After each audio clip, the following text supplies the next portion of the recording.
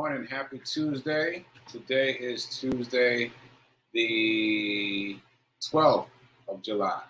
The 12th of July. So welcome to the Be Your Own Hero Show. I'm your host. I'm Sekouwrites. I'm a professional creative, a charity runner, and I am, what do I want to say? I'm doing my best to be my own hero. I'm doing my best to be my own hero, which is an acronym. It stands for Helping Everyone Reaps Optimism. So join me here Monday through Friday, 8:45 a.m. Central Time. Do your math for the local time zone, where you'll hear me talking about becoming my own hero. Shout out to New Thought Media Network for allowing me this space and opportunity to talk about my journey. And that said, let me run the commercial for New Thought Media Network. Just a reminder, it is a 501c3 nonprofit. So your donation to New Thought Media Network is tax deductible. Just trying to find it. Where'd it go? Oh, sorry. Here it is. Took me a second. Here we go. Shout out to New Thought Media Network. On behalf of everyone at New Thought Media Network, thank you for being a member of our virtual family. Your financial contributions help share the New Thought message with people from around the world. Please visit and contribute at www.ntmedia.org/donate. New Thought Media Network, come be you. And please like, share, and subscribe. Until next time, peace and blessings. Okay, there we go. Once again, shout out to New Thought Media Network. I'm also going to put up my website for the charity run. I'm going to leave that up throughout the show. As a reminder, check out the changes that I've made to herocharityrun.com. Donate if you can, share if you can. Because the sharing is working, and we're up to 41%. And that said, let me show you today's run report. A little bit low on energy today, as you'll notice. But sometimes it's like that. I'm not going to be high energy every day. But here we go. Here's today's run report. Run report, day 407, Sekou Hero Charity Run. So, slow 2 miles today.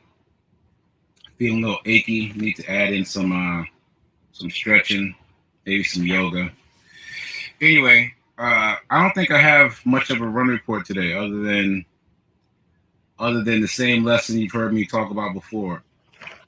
You feel like you're not even going to be able to make it off the block, and then you end up with 2 miles. And you're like, how did that happen? Because the whole time in my head, I'm thinking, well, I'm just gonna make it to the corner, and I'm just gonna make it to that corner, and then I'm just gonna make it to the other corner, And then the next thing you know, your pace is increasing, and your mileage is increasing. So, listen, I'm not even gonna try to figure it out. I'm just saying that at all times you can do more than you think you can do. At all times. At all times. Anyway, that's what I got. We are on mission. Please donate at herocharityrun.com. We are raising money for Back on My Feet nonprofit. We are at 41% of our goal, so we got some momentum. Let's keep it going. I'll see you there later. Run report, day 400. Okay, so that's today's run report. And I was just looking something up. That's today's run report. And if you've been watching the run reports, you've heard me learn that lesson over and over and over again. You can always do more than you think you're capable of in the moment. This battle with your unreliable narrator. Your unreliable narrator is saying, you're only going to make it to the corner. But your body is saying, I got this. So it's just a matter of believing your body and not listening to your unreliable narrator. So I keep relearning that lesson, and I hope me sharing that lesson is resonating with you. Okay, so moving on. Let's see. As I mentioned, we're at day 407 and 41%. Oh, let me put the banner back up. HeroCharityRun.com. We are on mission, still moving forward. I'm seeing more and more interactions on social media, so let's just keep it going and let's get to that goal. I can't wait to be able to announce 50%. And again, I will do a roll call soon of all the people who've donated thus far. Okay, Dice Roll Challenge. Yesterday was $4. Monday was $4. And so here for Tuesday, second day of the week, the number is $3. $3. All right, so make sure that you move $3 out of your check-ins and savings into a place where you can invest it, because you need to have a pool of money to invest. And it doesn't have to be big. Matter of fact, that reminds me of a quote I read in one of the books that I'm reading. Save the pennies and the dollars will take care of themselves. So there's a lot of different ways to interpret that. But to me, that means don't worry about waiting to have dollars to set aside. Start setting aside the pennies, and the pennies will become dollars. So wherever you are, no matter how much or how little you're making in terms of salary or whatever income stream you have, set aside some money to invest. Don't wait for lump sum. Set aside twos and fews, and those twos and fews will become your lump sum. Okay, so moving on to Morning's End. Couple things to talk about here.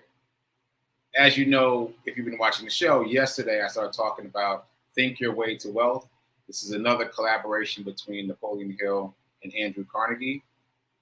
And I have something to share from that book, but also I've got a couple of things that have floated to me from other areas of life. So, Think Your Way to Wealth sounds like it's all about money, right? And it is, but it's all about mindset. It's all about mindset. And let me just say, for those of you thinking that you can skip the mindset part, you cannot. You cannot skip the mindset part. That's the whole thing. So I'm going to read something from this book about mindset, if I can find it. Yeah, here we go. And it's related to health, the way he writes about it in the book. So let me see. Okay, so sound health, meaning good health, begins with a sound health consciousness, just as financial success begins with a prosperity consciousness. No one ever succeeds financially without prosperity consciousness. To maintain a health consciousness, one must think in terms of sound health, not in terms of illness and disease. For we must emphasize that whatever the mind dwells upon, the mind brings into existence. Let's just read that again. To maintain a health consciousness, one must think in terms of sound health, not in terms of illness and disease. But we must emphasize that whatever the mind dwells upon, the mind brings into existence. So if you're dwelling on illness and disease, that's what you attract to you. That is the law of attraction. If you dwell on sound health, to use the language of the book, if you dwell on sound health, that's what you attract to you also. It's all about what the subconscious manifests, right? So we see this, we have seen this in many different texts as we've gone through we're in the 4th season of the Be Your Own Hero show. We've seen this same truth be repeated over and over again by different writers, different scholars, different monks, different gurus, and in different time periods. Like, this is a very old book. Like, I can't remember when this one was written, but the fact that Henry Ford read the book gives you a sense of how long ago this book was written. And so yeah, there is that kernel of truth that we have to keep nurturing. What we think about, we bring about. What we think about, we bring about. What we think about, we bring about. And we forget that going through the course of our day. We get anxious about things. We worry about things. And we forget that in the process of being anxious and worried, we are attracting that which we don't want. You got to correct yourself and replace it with something positive. So that leads me to something else that I encountered this week. and it just popped up on social media. There's this guy I like. His name is Tom Bilyeu. I've talked about him before here also, and he went from digging in sofa cushions to find spare change to being literally a billionaire.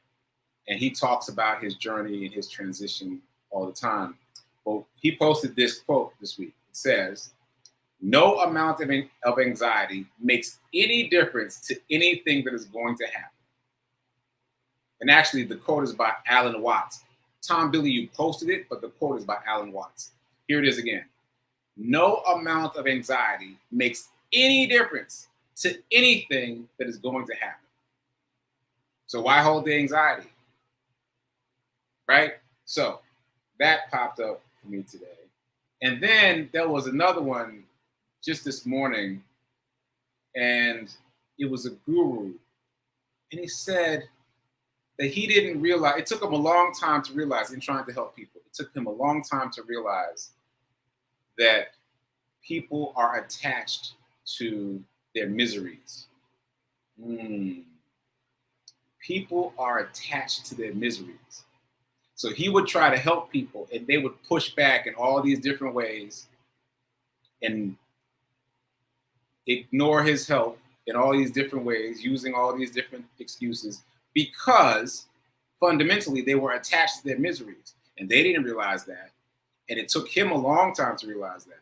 But now that he realizes it, he knows how to interact with people. He offers people some help, but if they don't reach out to grab the branch, then he moves on, because he knows that they are attached to their miseries.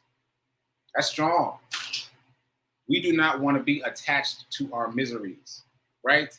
And it takes being mindful, being conscious of what you think about, what you dwell upon, to make sure that you're not being attached to your own miseries. Because like anything else, it becomes a habit. If you keep doing it, it becomes a habit.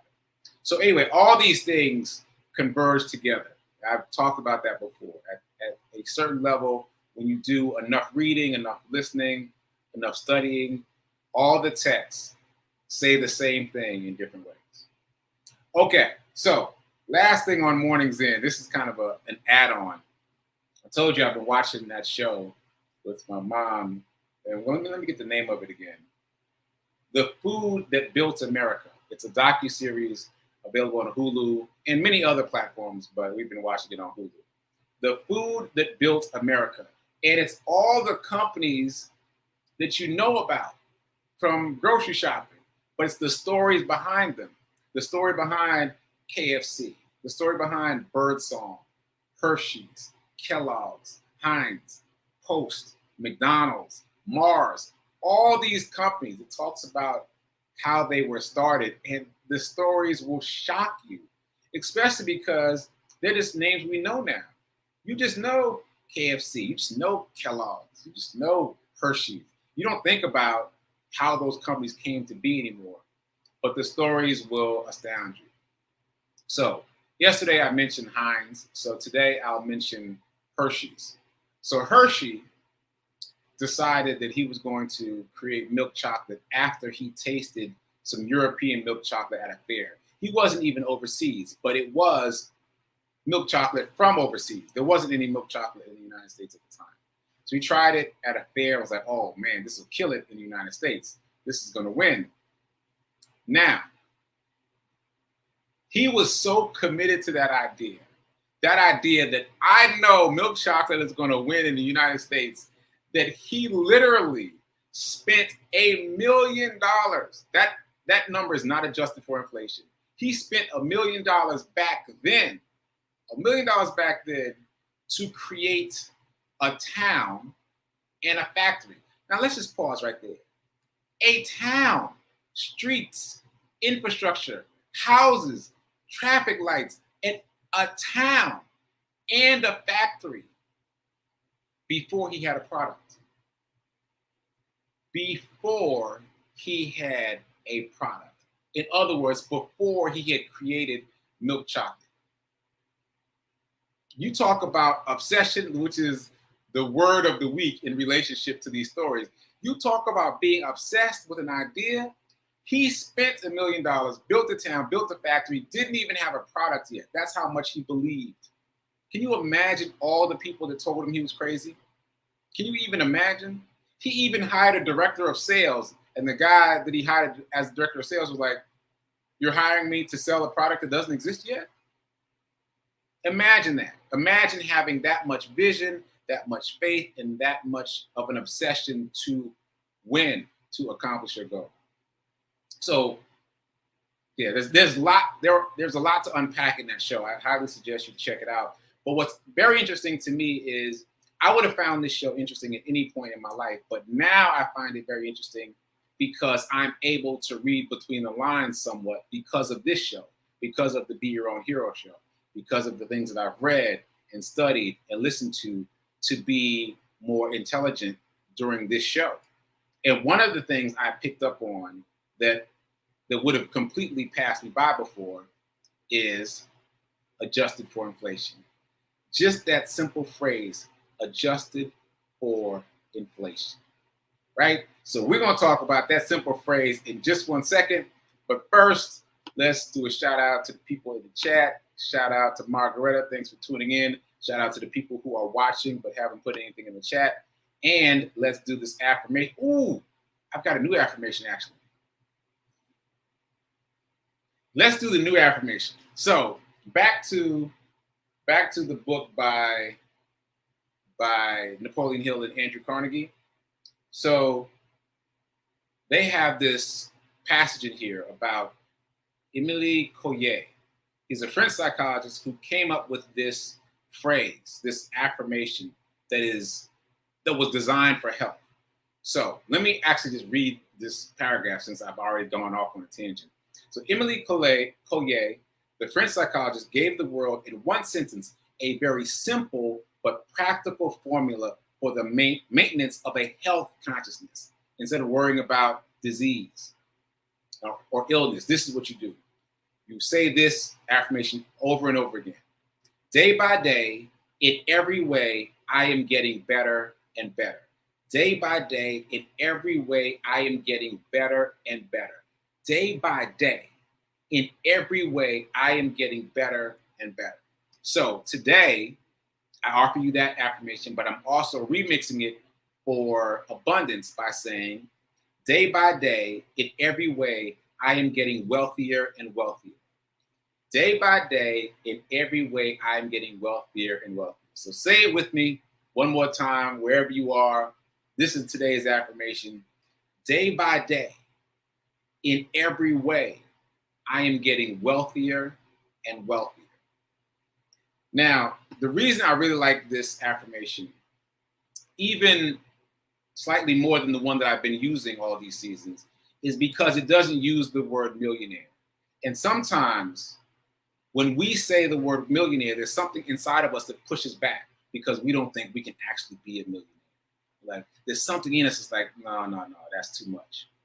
But this avoids any mention of amounts of money and just implies strongly that you're just gaining incremental wealth. And I feel like that is a message that can easily slip past the unconscious pushback. So day by day, in every way, I'm getting wealthier and wealthier. So that is today's affirmation. And as always, my reminder, if you only spend, you'll stay poor. If you only save, you'll stay middle class. If you want to change your financial circumstances, you must invest. It's not optional. Okay, so all that said, that brings us full circle. Now let's talk about that phrase, adjusted for inflation. Now, as I said, I've been watching that show about these food conglomerates, and they keep using that phrase often, adjusted for inflation, adjusted for inflation, adjusted for inflation. I'm going to give you one of them, just as an example. So I wrote down a few, and here's one. So I'm not even going to tell you what it relates to, which company it relates to. Don't worry about that. It doesn't really matter. Plus, I don't want to give it away in case you watch the show. But in one of the formulas is so-and-so spent $20,000 at the time. Adjusted for inflation, that's $500,000 today. $20,000 then is worth $500,000 today. adjusted for inflation. Now, that's a phrase we hear often, right? But we don't really think about it. We just think, adjusted for inflation. But now, because of all the work and studying and thinking I've done about inflation and the Fed and the interest rates and all that, I understand, and so should you, that this is groundbreaking is not quite the word that I want. This is like a 4-alarm fire statement. It sounds so innocuous. Well, $20,000 adjusted for inflation, that's $500,000 today. That is scary because it means that, let's do it in reverse. Your $500,000 over the same amount of time has diluted itself to only being worth $20,000. Like, it's a inverse relationship too. What it means is that your dollars are being diluted. So what could have cost you $20,000 X number of years ago, you now need $500,000 to pay for the same thing. The same thing. What you could have paid $20,000 for once upon a time, now you got to pay $500,000 for it. That is telling you very clearly that the value of money, of currency, has been diluted over and over and over and over again, such that now you need to gather up $500,000 just to pay for something that you could have bought for $20,000 back in the day. See, we don't think about it that way, but that's what this is telling us. And there are several examples. There's another one where someone spent $800,000 back then, and now that's adjusted for inflation, that's $12 million. Inverse it again. Your $12 million over the same amount of time is now only worth $800,000. That should be very scary to all of us. It should push all of us towards investing, because your money sitting around is being devalued, but also diluted. I mean, it's the same, it means the same thing, but I'm coming up with more words. Devalued and diluted over time. And I'm going to give you one more. So let's see. This one was $2 million. I'm going to tell you who this was because I've talked about it on the show before. This is KFC. KFC, Colonel Sanders sold Kentucky Fried Chicken in 1964 for $2 million. Adjusted for inflation, that's $15 million today. Now let's continue to do the math. So $2 million is 13% of $15 million. So basically, the value of currency in this specific scenario, but also in life, has been devalued by 87% in about 60 years. This is rounded up to 60 years. So 60 years, which is not a whole lot of time. In 60 years, your currency sitting in your bank is devalued by 87%. That's almost 90%. That's insane to think that you could have money sitting around that you saved over the course of 60 years and you're feeling great about the balance of that account, because it still says $15 million, but it's only worth $2 million. You can only buy $2 million worth of goods and services with your $15 million. That's terrifying to me. So if and when you watch the show, be very mindful of doing the math when it says adjust for inflation. All of us need to be adjusting for inflation now by investing, by moving our money into places where they can appreciate in value, so that at least they can retain their value, if not make a profit. All right? I'm saying, I hope this is scaring you as much as it scared me. Adjusted for inflation is a phrase that we hear all our lives, and we're never taught to be afraid of it. It is something we should be afraid of, because it means that the value of our dollars are constantly being eroded over time, constantly, without fail, over time. By the way, tomorrow is Wednesday. And then Friday's coming up. 2 big things are going on this week. Tomorrow, Wednesday, the Federal Federal Reserve Bank, which, by the way, is not federal. There is no reserve, and it's not a bank. Don't even get me started. Don't even get me started on what I discovered about the Fed. Google that. It's not federal. There's no reserve cash, and it's not a bank. Anyway, the Fed tomorrow is going to make an announcement about interest rates. How do I know that? Because for this show, I've made some adjustments in my life. And here's a simple one. I've turned off all the notifications on my phone for social media, except for direct messages. If someone messages me, I'm like, all right, that's somebody that's really trying to get in touch with me, I'll get a ping for that. But likes, comments, shares, somebody tagged me in a post, I turned off all of that. And I turned on all the notifications for my financial apps, anything related to money. So literally, I got a ping, a notification about the fact that the Fed is going to announce interest rates tomorrow. Now, that is much more useful information than knowing how many likes I got on a photo. So for those of you that use a smartphone, you've got notifications on, I'd like to make this suggestion. Be very mindful about which notifications you have active. Don't just have all the notifications active, because you can learn more passively just by having the right notifications on. Anyway, sidebar done. Tomorrow, they're going to make an announcement about the current interest rates. And right now, we're at 8.6%. What? And they're predicting, the pundits are predicting that it's going to go up tomorrow when they make the announcement. The pundits are expecting it to go up to 8.8%. 8.8. Now, we don't know. We won't know until tomorrow. But tomorrow, you should Google this information. Like, don't watch the news. Like, the real news isn't on the news, right? The real news is out here where you got to find it. So tomorrow, at some point tomorrow, make sure you search for what the new interest rate is. So just so you know, just to be informed. And just remember that if your money is not invested where it's got a rate of return greater than 8.6%, you're underwater right now.